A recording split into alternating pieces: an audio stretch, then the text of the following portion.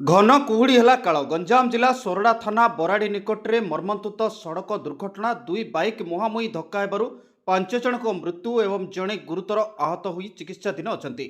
मृतकों मध्य 2 जन विद्युत विभाग कर्मचारी बोली सूचना मिली। मृतक माने सोरडा असुरबंध और दुलाड़ गाँवर बोली जनापड़ी। सूचना अनुसार एक बाइक रे 3 जन बसी असुरबंध ठारू सोरडा आसुथिले।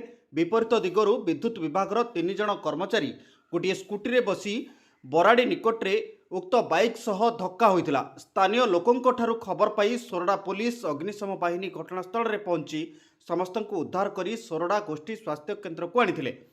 तेबे सेठारे 4 जन को डाक्तर मृत घोषणा करछंती। अन्य 2 जनकर अवस्था गुरुतर थिबारु प्राथमिक चिकित्सा परे ब्रह्मपुर बड़ मेडिकल को स्थानांतरित करा जायतिला। तेबे सेठारे मध्य जनकर मृत्यु घटिछि। हेले केउ परिस्थिति रे एते बड़ दुर्घटना घटिला ताहा स्पष्ट होई नाही। तेबे कुहुड़ी पडुथिबारु एभली दुर्घटना घटिथिबा अनुमान करा जाउछि। भंजनगर पुरुषोत्तम महापात्रଙ୍କ रिपोर्ट तेज ओडिशा। मो गाँव रु मो सोरडा पटक आसुली हठात देखिली 6 जन बाइक एक्सीडेंट होकर पड़ी तो सांगे सांगे आम फायर स्टेशन आंबुलांस को कॉल कलु थाना को भी जनइलु आ समस्ते साहाय्य करके हॉस्पिटल नहीं आसिलु। खबर पाऊँ से आमर दुलाड़ आ सोरडार। अच्छा केते जन मृत्यु होइथिबो संभावना अछि?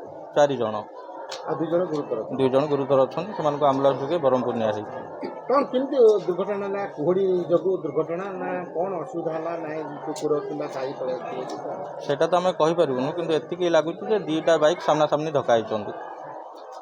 स्थानीय लोकों सहायता हाँ स्थानीय लोक समस्ते आसिक समस्ते सहयोग कले।